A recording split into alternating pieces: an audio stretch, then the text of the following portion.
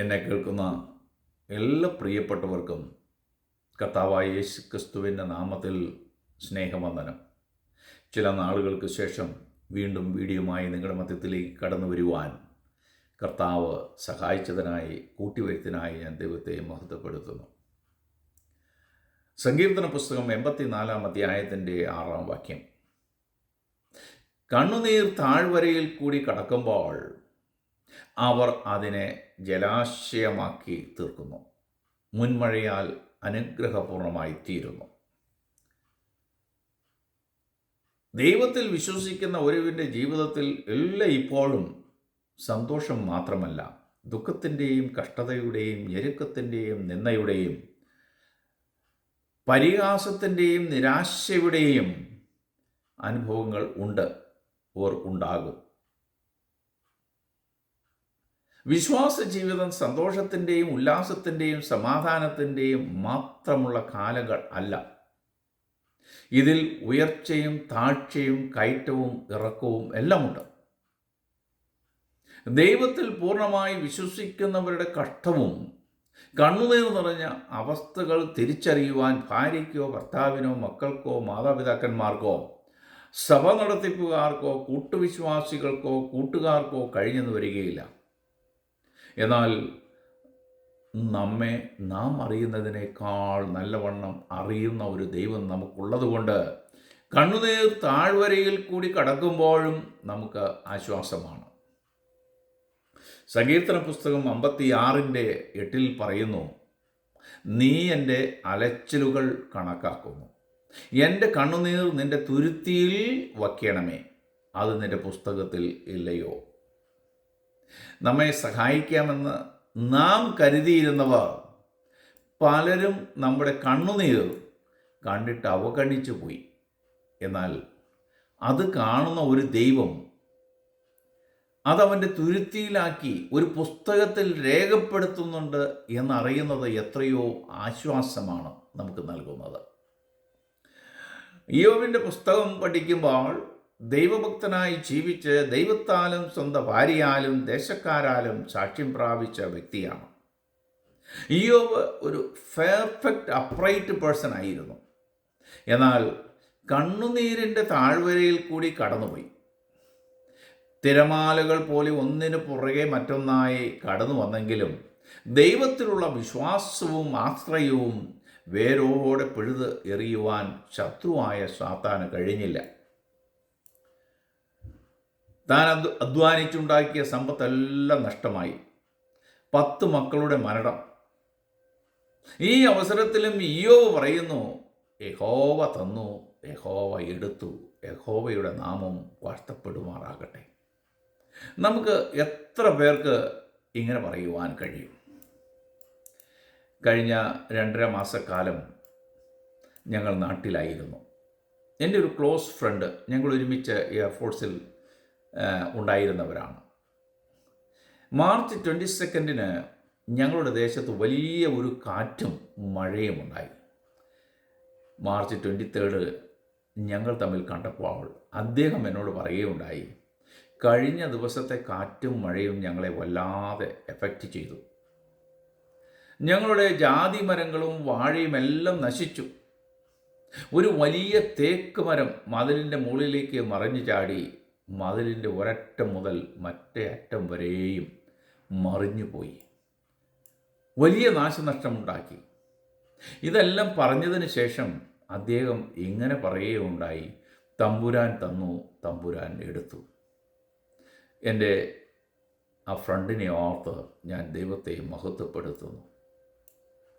ഉള്ളങ്കാൽ മുതൽ ഉച്ചി വരെയും വല്ലാത്ത വർണ്ണം നിറഞ്ഞ് ഓട്ടുകഷ്ണം കൊണ്ട് തന്നെത്താൻ ചുരണ്ടി ചാരത്തിൽ ഇരുന്നുകൊണ്ട് താൻ ദൈവത്തോട് തൻ്റെ സങ്കടം ബോധിപ്പിക്കുന്ന ഇയ്യോബ്.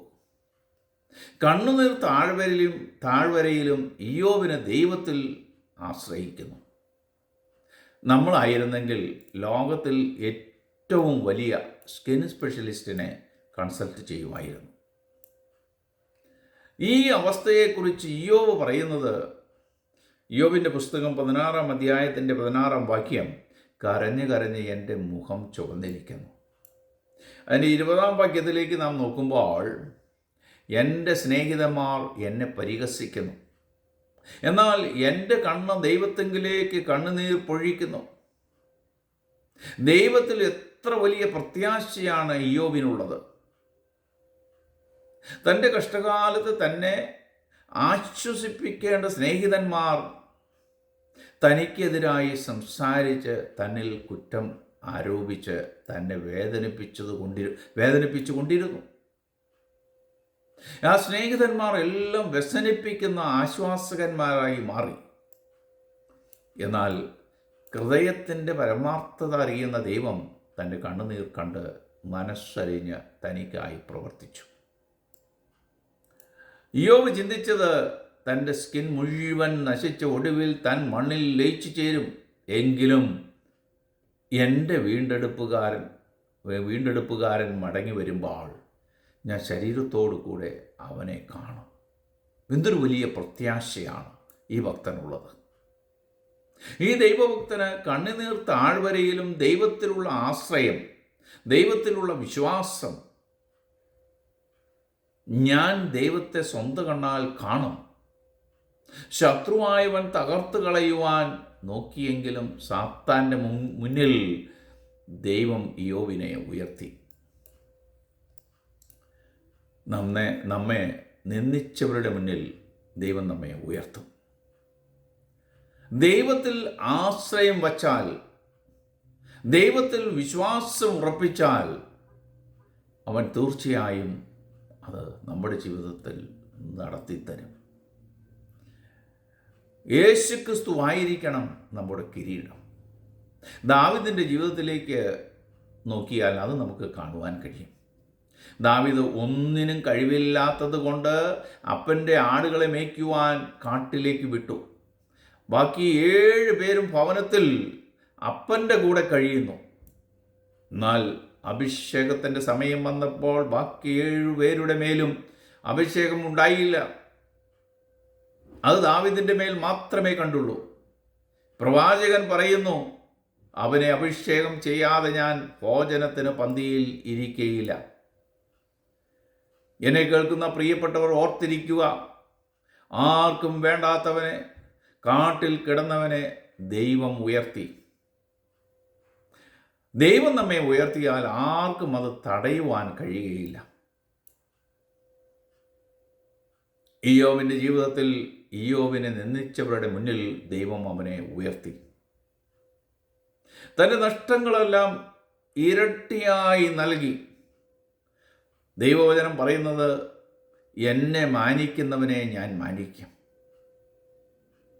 നമ്മെ താഴ്ത്തിയവരുടെ മുന്നിൽ ഒരു ദിവസം നമ്മെ ദൈവം ഉയർത്തും. മക്കൾ ഒഴികെ നഷ്ടപ്പെട്ടതെല്ലാം ദൈവം ഇയ്യോബിന് ഈ ഭൂമിയിൽ വച്ച് തന്നെ ഇരട്ടിയായി നൽകി.